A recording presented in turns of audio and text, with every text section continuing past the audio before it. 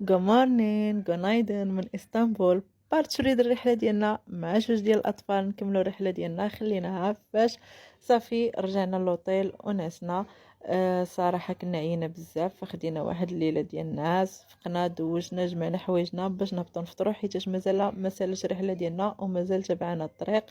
فالفطور كانت فيه لوطيل كان فيه الفطور، صراحة كان الفطور زوين ومتنوع، فطرنا مزيان استمتعنا بالفطور ديالنا. هنا فنيكيشة نعسات مزيان كتقول لكم هيلو وصافي، وخرجنا درنا تشيك اوت وخرجنا الميدان تقسيم، قلنا ليه بسلامه، تقديت شي حوايج خاصيني وصافي شدينا اوبر نيشان انترناشونال اسطنبول ايروبورت. صراحه هاد الايروبورت زوين على ديال صبيحه صراحه ما زوينش، مي هذا صراحه زق واعر درت فيه دويره.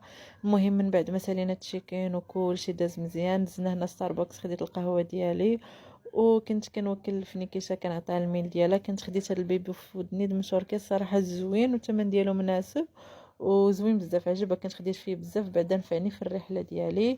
ومن بعد ما طلعنا للطياره ديالنا مع ديك 4:30 ديال العشيه بدات الطياره ديالنا، دونك ما كانش فينا النعاس، كل واحد دار شي حاجه كتعجبو يتفرج فيها.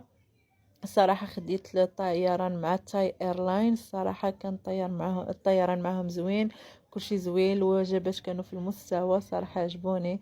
دونك هذا هو الغدا وقيله والعشاء اللي حطوا لنا هنا الروز، كان الروز مع الدجاج، حطوا لنا هاد ديال غارليك، هذا سميتو سناكس هكا اللي بغينا نتفرجوا فيهم.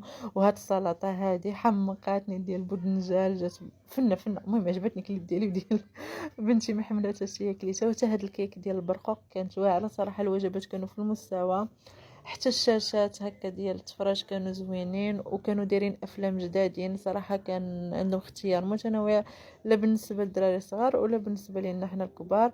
وصافي دازت الرحله ديالنا صراحه ما كرهتش الناس، ما حسينا تعجبوا لنا الفطور. دازت الرحله صراحه طويله شويه لاننا ما نعسناش، ما عرفتش علاش ما بغاش يجيني النعاس، دونك بقيت من فيلم لفيلم اخر. كنا هكا كنحطوا لنا الفطور تا هو كان زوين، حطوا لنا داك البيغل، حطوا لنا ياغورت فواكه وهاد الاومليت هكا مع بطاطا، ما عجبتنيش الصراحه بزاف. وانا اصلا ما كيعجبنيش البيض يكون معاود مسخن. صافي هنايا كنا فوق بانكوك، قربنا ننزلو وصافي هنا الرحله ديالنا غادي توصل النهايه ديالها. هنا من بعد ما هبطنا في المطار ديال بانكوك، الصراحه عجبتني حاجه وحده، كانوا في المستوى هذا دغيا دوزونا لان كان عندنا بيبي ما خلاوناش كنتسناو. وهنا كنا شدينا قراب الستاي اللي غادي نجلسوا فيه، ونتلاقاو في بارت 4.